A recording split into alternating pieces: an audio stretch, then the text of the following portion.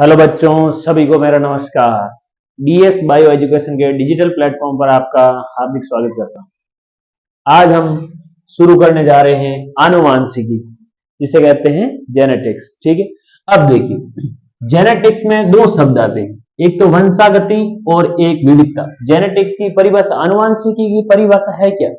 आनुवांशिकी का मतलब है कि वंशागति तथा विविधता के अध्ययन को आनुवांशिकी कहते हैं।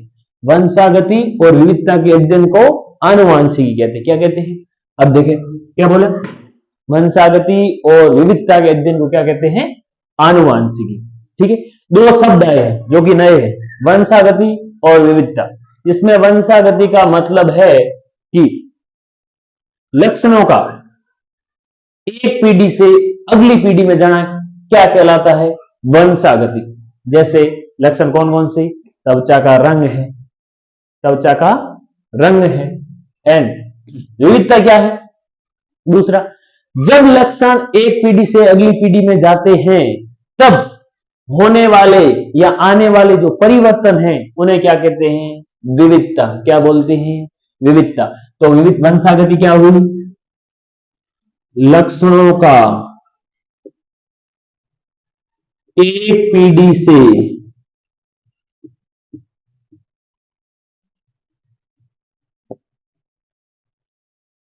दूसरी पीढ़ी में जाना क्या कहलाता है? वंशागति। अब विविधता, जब लक्षण एक पीढ़ी से दूसरी पीढ़ी में जाते हैं तो आने वाले परिवर्तन क्या कहलाते हैं? विविधता। क्या कहलाते हैं? विविधता। सुने, लक्षणों के एक पीढ़ी से दूसरी पीढ़ी में जाने पर होने वाले परिवर्तन क्या कहलाता है? विविधता। क्या कहलाता है भाई? विविधता। अब मैंने क्या बताया? आनुवांशिकी, जो कि हमने शुरू किया है, इसकी परिभाषा वंशागति तथा विविधता के अध्ययन को आनुवांशिकी कहते हैं। क्या कहते हैं? आनुवांशिकी। अब इसमें दो शब्द आए, वंशागति और एक आया है विविधता। वंशागति का मतलब है लक्षणों का एक पीढ़ी से दूसरी पीढ़ी में जाना, वंशागति। अब विविधता, लक्षणों का एक पीढ़ी से दूसरी पीढ़ी में जाने पर होने वाले परिवर्तन, क्या कहलाते हैं? विविधता। क्या कहलाते हैं? अब हम पढ़ेंगे विविधता दो प्रकार की होती है। ये परिवर्तन दो तरीके से आ सकते हैं, एक सतत विविधता और एक असतत विविधता। ठीक है भाई, अब आप इसको एक बार पॉज करके नोट कर लीजिए।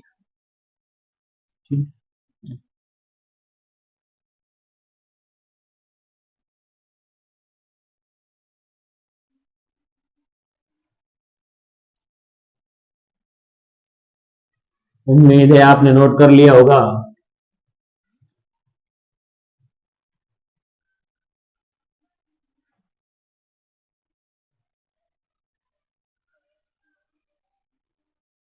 अब देखिए, पढ़ने जा रहे हैं विविधता। विविधता दो प्रकार की होती। कितने प्रकार की भाई? दो प्रकार की।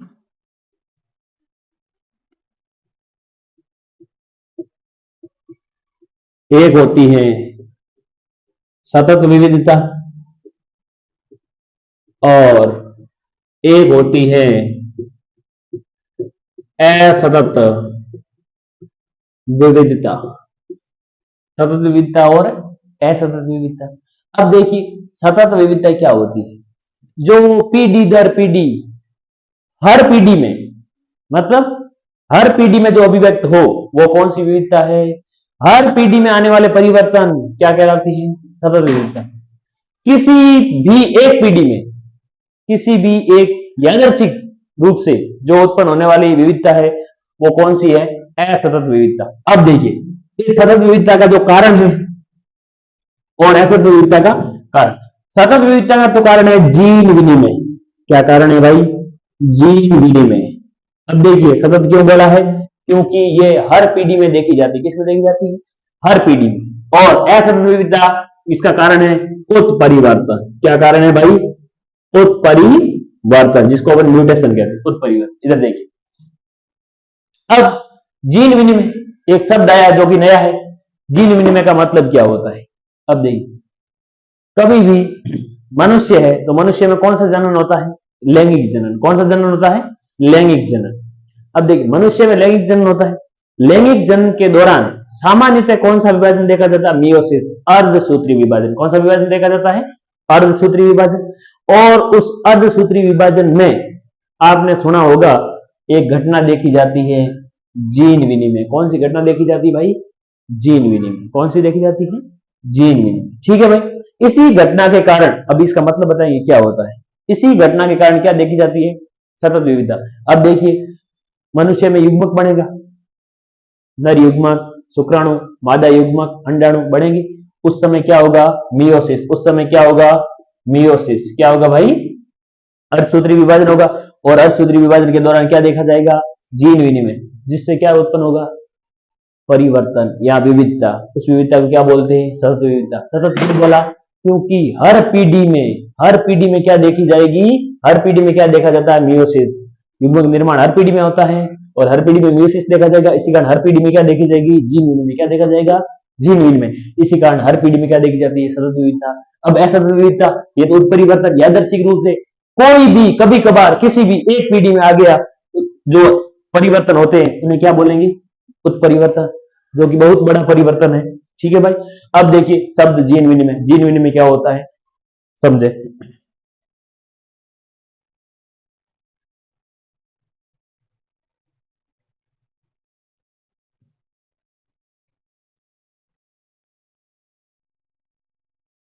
एक शब्द है जीन विनिमय। अब इसमें नया शब्द आया है जीन। इसका मतलब समझते आइए। जीन, जीन, जो जीन शब्द है, जीन शब्द सन 1909, सन 1909 एक वैज्ञानिक ने दिया जिसका नाम है जोहेंसन। तो क्या नाम है भाई? जोहेंसन। अब देखिए, आप सबको पता है कि जीन कहां पाई जाती है? गुणसूत्रों पर। जीन कहां पाई जाती है? गुणसूत्रों पर। और गुणसूत्र कहां होते हैं? कोशिका के केंद्रक में। कहां होते हैं भाई? कोशिका के केंद्रक में। अब देखिए, गुणसूत्रों के भीतर क्या होता है? डीएनए। क्या होता है? डीएनए। गुणसूत्रों के भीतर क्या होता है? डीएनए। अब देखिए, आप एक आगे प्रक्रिया पढ़ेंगे डीएनए वाले चैप्टर के अंदर, जिसमें जो सेंट्रल डोग्मा, क्रिक का मूल सिद्धांत, वो मूल सिद्धांत ये कहता है डीएनए से क्या बनेगा? एमआरएनए। डीएनए से क्या बनेगा? एमआरएनए। और एमआरएनए से क्या बनती है? प्रोटीन। क्या बनती है भाई? प्रोटीन। ये पूरा डिटेल में पढ़ेंगे। अब डीएनए से डीएनए का बनना क्या कहलाता है? डीएनए प्रतिकृतिकरण। क्या कहलाता है भाई? डीएनए प्रतिकृतिकरण। यह है क्रिक का मूल सिद्धांत। किसका मूल सिद्धांत है? और इसे हम सेंट्रल डोगमा भी कहते हैं। क्या बोलते हैं? Central dogma. और ये किसका मूल सिद्धांत है? क्रिक का मूल सिद्धांत। किसका मूल सिद्धांत है भाई? क्रिक का मूल सिद्धांत। किसका मूल सिद्धांत है? क्रिक का। अब देखिए, डीएनए से एमआरएनए का बना। इस एमआरएनए का मतलब है मैसेंजर आरएनए, जिसको अपन सामान्य भाषा में दूत आरएनए भी कहते हैं। अब डीएनए से एमआरएनए का बनना बनना क्रिक ने क्या बोला? इसको बोलेंगे अनुलेखन। क्या बोलेंगे भाई? अनुलेखन बोलते हैं। क्या बोलते हैं? अनुलेखन। और एमआरएनए से प्रोटीन का बनना अनुवादन। क्या बोलते हैं भाई इसको? हिंदी में क्या बोलेंगे? अनुवादन। डीएनए से एमआरएनए का बनना अनुलेखन, एमआरएनए से प्रोटीन का बनना अनुवादन। और ये पूरा क्या है? Central dogma. इसी को क्या कहते हैं? क्रिक का मूल सिद्धांत। और इन्होंने ये भी बताया डीएनए से डीएनए का बनना क्या कहलाता है? डीएनए प्रतिकृतिकरण। अब आप सोचोगे यह क्यों बताया ये? अब डीएनए के अंदर जो गुणसूत्र है वो कहां उपस्थित है? गुणसूत्र में क्या उपस्थित है? डीएनए। सुने भाई, पूरा डीएनए शरीर का कभी भी एक साथ प्रोटीन नहीं बना सकता। इसका मतलब है डीएनए का कुछ कुछ भाग क्या बना रहा है? प्रोटीन। डीएनए का क्या बना रहा है? कुछ कुछ भाग क्या बना रहा है? प्रोटीन। और डीएनए कहां उपस्थित होता है? गुणसूत्रों में। कहां उपस्थित होता है? गुणसूत्रों में। अब देखिए,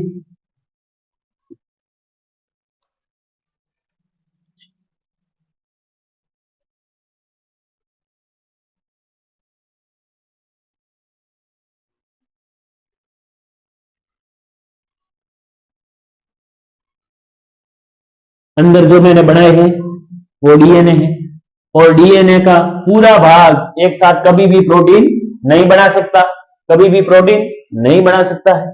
अब देखिए डीएनए का कुछ भाग, डीएनए का कुछ भाग जो किसका निर्माण करे, प्रोटीन का। अब ये देखिए, माना कि ये छोटा सा भाग ले लिया मैंने डीएनए, छोटा सा भाग ले लिया इधर, ये डीएनए का भाग है, इससे क्या बनेगा, एमआरएनए। क्या बनेगा भाई, और एमआरएनए से क्या बनेगी, प्रोटीन। एमआरएनए से क्या बनेगी, प्रोटीन। डीएनए का कुछ भाग जो एमआरएनए, एमआरएनए से क्या बनेगी, प्रोटीन। डीएनए से एमआरएनए का बनना अनुलेखन, एमआरएनए से प्रोटीन का बनना अनुवादन। किसका मूल सिद्धांत है, क्रिक का। इसको क्या नाम दिया, सेंट्रल डोग्मा। ठीक है भाई।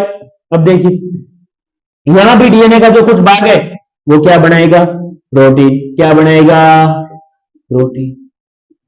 तो ये क्या जो बचा है वो डीएनए नहीं है, वो भी डीएनए है।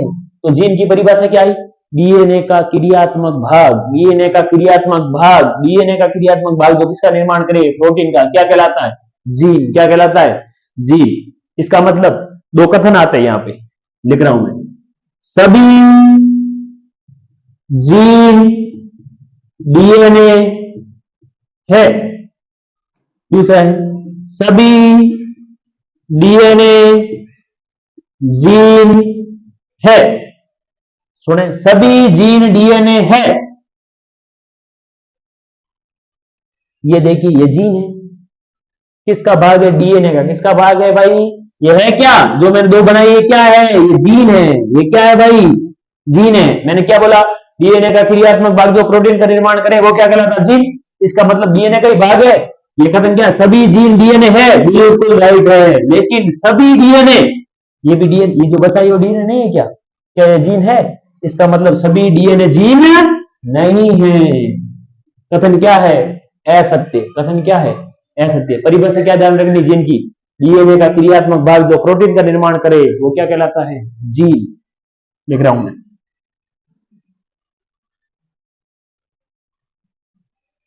डीएनए का क्रियात्मक भाग जो प्रोटीन का निर्माण करे उसे जीन कहते हैं। अब देखिए, आज हमने सबसे पहले क्या पढ़ा है, जेनेटिक्स शुरुआत की है।